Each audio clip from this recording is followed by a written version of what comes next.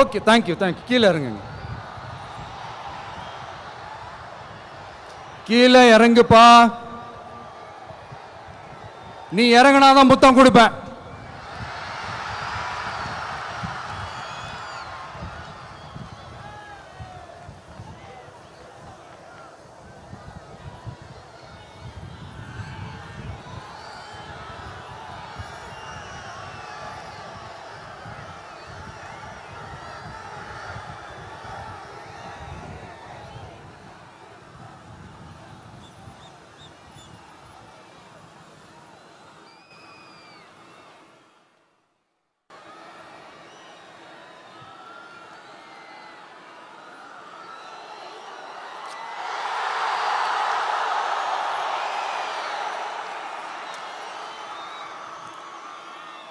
இப்படி தண்ணியை சேமிச்சு வச்சு குடிக்கிறதுக்கும் விவசாயத்துக்கும் வழி வகுக்கிறது எவ்வளவு பெரிய ஒரு நல்ல விஷயம்.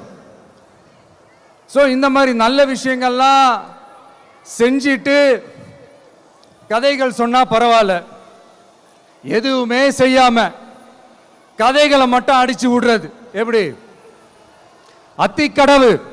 அத்திக்கடவு அவிநாசி திட்டத்தை இன்னும் விரிவுபடுத்தினா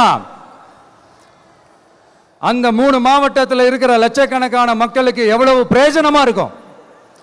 எத்தனையோ லட்சம் ஏக்கர் நிலங்கள்ல விவசாயம் நடத்தினா எவ்வளவு பிரயோஜனமா இருக்கும்.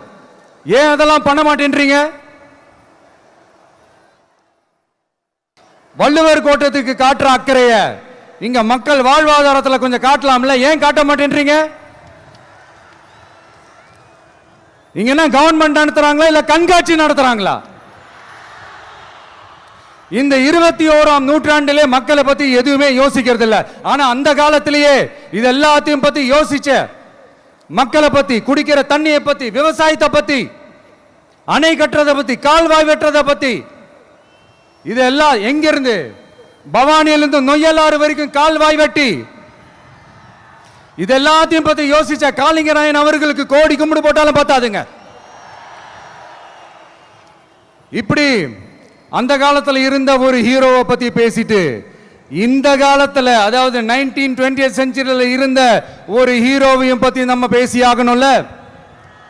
ஒருத்தர் இலகிய மனம் கொண்ட ஹீரோனா இன்னொருத்தர் இரும்பு மாதிரி அயன் மேன் தான்.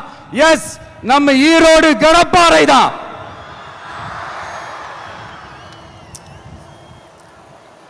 ஒட்டுமொத்த தமிழ்நாட்டையே திருப்பி போட்ட